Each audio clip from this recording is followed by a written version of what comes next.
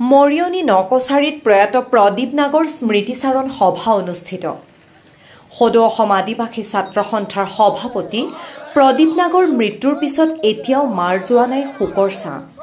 ঠায়ে ঠায়ে শ্ৰদ্ধাঞ্জলি, স্মৃতিচাৰণ আদি অনুষ্ঠান অনুষ্ঠিত কৰি তেওঁৰ আত্মাৰ সদ্গতিৰ বাবে ভগৱানক প্ৰাৰ্থনা জনাইছে।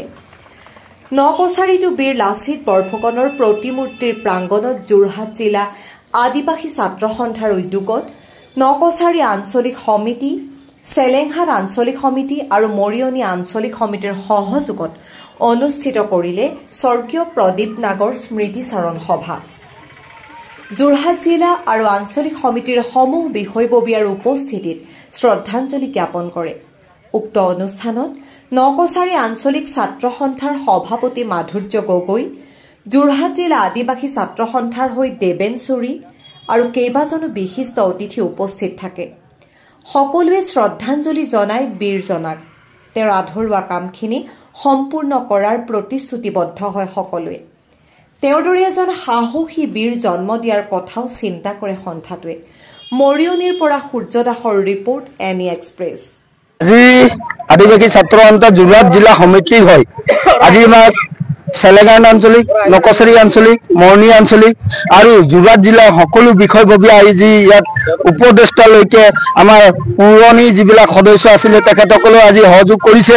আজি প্ৰথমে আমি আদিবাসী ছাত্ৰ সন্থাৰ তৰফৰ পৰা আমি প্ৰদীপ নাগ ডাঙৰীয়াক 2014 চনতে আমি বালিজান বাগানত আমি মাতি আনি তেখেতৰ বহুমূলীয়া ভাষণ দি যাতে আমাৰ আদিবাসী জনগোষ্ঠীটোৰ যিমানবিলাক সমস্যা আছে এই সমস্যাবিলাকৰ ওপৰত আমাৰ একটাই মাত্ৰ কথা আছে, আদিবাসী চাহ শ্ৰমিকৰ মাটি পাট্টা আৰু লগতে আমাক দৈনিক মজুৰি আজি 550 টকাৰ দাবী আৰু লগতে আমাৰ জনজাতিকৰণ ST, আমাৰ এই তিনিটা মৌলিক সমস্যা আছে আদিবাসী ছাত্ৰ সন্থাৰ।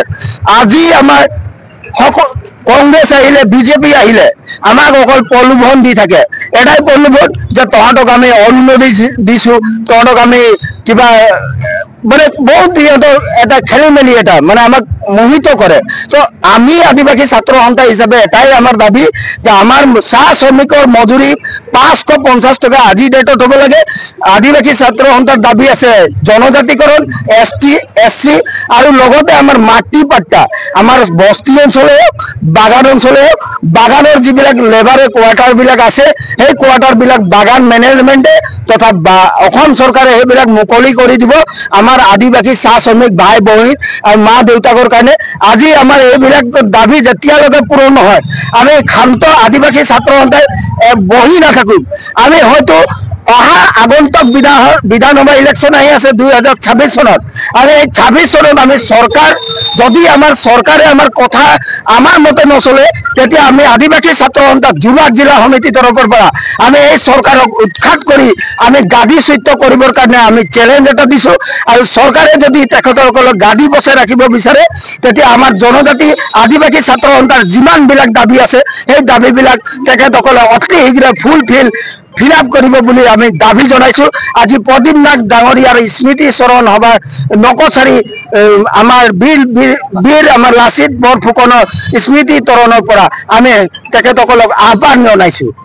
হয়, আমি সদৌ অসম আদিবাসী ছাত্ৰ সন্থাৰ যিজন প্ৰয়াত বজ্ৰকণ্ঠ জাতীয় নায়ক প্ৰদীপ নাগ ডাঙৰীয়াৰ যি আদৰুৱা কাম, তেওঁ আদিবাসী জনগোষ্ঠীটোৰ কাৰণে, চাহ শ্ৰমিকৰ কাৰণে মুক্তি বিচাৰিছিলে। চাহ শ্ৰমিকসকলে স্বাধীনতা পায়ো আজি কিন্তু মানুহৰ দৰে জীয়াই থাকিবলৈ এটা সুবিধা পোৱা নাই। এয়াই প্ৰদীপ নাগে বিচাৰিছিলে যে চাহ শ্ৰমিকসকল আদিবাসীসকলে বাগান বস্তি যি ঠাইত আছে মানে এই ঠাইত আজি চৰকাৰে মাটি পট্টা দিব পৰা নাই। আৰু চৰকাৰৰ মানে যিটো আমাৰ ফৰেষ্ট এক্টৰ মতে 3 বছৰ যদি এজন মানুহে এডোখৰ মাটিত থাকে সেই মাটিত তেওঁ পাট্টা পায়। আমাৰ চাহ শ্ৰমিকসকল আদিবাসীসকল পূৰ্বপুৰুষৰ যিমান দিন আজি 200 বছৰ অতিক্ৰম হৈছে, 5000 বছৰ অতিক্ৰম হৈছে, কিন্তু মাটি পট্টা আজি চৰকাৰে দিব পৰা নাই। সেইকাৰণে আমি বৰ্তমান বিজেপি চৰকাৰক ধিক্কাৰ দিছোঁ আৰু এই প্ৰদীপ নাথ ডাঙৰীয়াৰ যিটো বলিষ্ঠ কণ্ঠৰে আমাৰ মাটিৰ পট্টা ডিমাণ্ড কৰিছিলে এই মাটিৰ পট্টা যেতিয়ালৈকে আমাক নিদিয়ে আমাক এছটিকৰণ যেতিয়ালৈকে নিদিয়ে আমাক যেতিয়ালৈকে আমাৰ জাতীয় সন্মান নিদিয়ে অসমত ভাৰতবৰ্ষত তেতিয়ালৈকে আমি আদিবাসী ছাত্ৰ সন্থাই ক্ষান্ত নাথাকিম ইয়াতকৈ আমি জংগী আন্দোলন কৰিম আজি যিটো আমাৰ শ্ৰদ্ধাঞ্জলি অনুষ্ঠানৰ পৰাই আমি এইটো চৰকাৰক আহ্বান জনাইছোঁ।